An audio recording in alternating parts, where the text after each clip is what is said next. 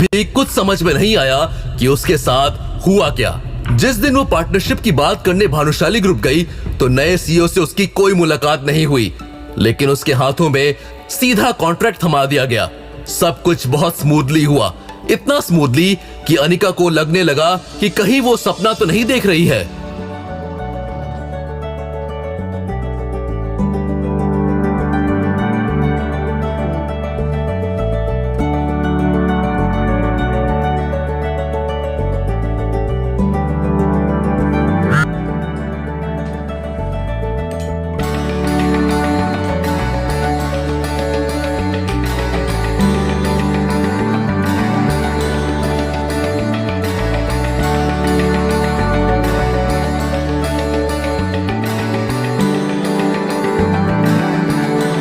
अनिका की success party मना रही थी, क्योंकि अनिका की वजह से पहली बार जावेरी खानदान और भानुशाली ग्रुप के बीच में कॉन्ट्रैक्ट जो हो गया था।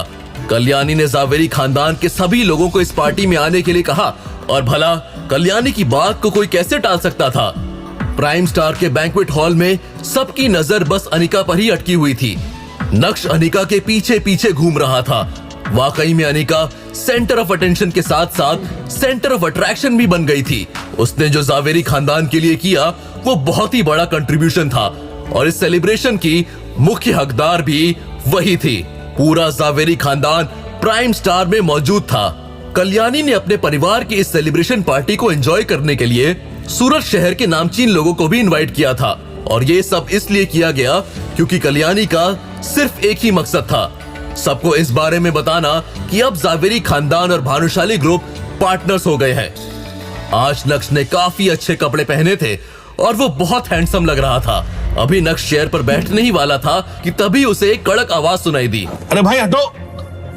ये आवाज मैम्बो अंकल की थी। जब मैम्बो अंकल ने देखा कि नक्श हिलने का नाम नहीं ले रहा है तो तुरंत ही नक्श को धक्का देते हुए बोले, अरे ये सीट भी जूली के लिए। अरे जूली जी आप बैठिए, स्पेशल आज आपके लिए बनवाई है। अरे प्लीज बैठिए, देखिए। लेकिन उसके बाद भी नक्श ने वो जगह छोड़ी नहीं। वो देख रहा था कि मैम्बो अंकल मिस जूली को पटाने की कोशिश कर रहे हैं। मिस जूली? नक्श के मुंह से मिस जूली का नाम सुनकर मैम्बो अंकल गुस्से से तिलमिला उठे। तुम मिस जूली को जानते भी नहीं हो? अरे जानोगे भी कैसे? अच्छे और बड़े लोगों को जानने के लिए ना औकात का होना जरूरी होता है, और तुम्हारी क्या औकात है यहाँ आए हुए सभी लोगों को अच्छी तरह से मालूम है, समझे? एक नया झमेला शुरू हो गया था और सभी लोगों की नजर नक्श पर ही टिकी हुई थी। अनिका जो इस सीन से ज्यादा दूर नहीं थी, उसका चेहरा भी शर्म से लाल हो गया था। अनिका भानुशाली ग्रुप के साथ डील करने में कामयाब रही और मैम्बो अंकल इसी बात की भड़ास निकाल रहे थे। उनका मकसद सिर्फ और सिर्फ अनिका को एम्बैरस करना था।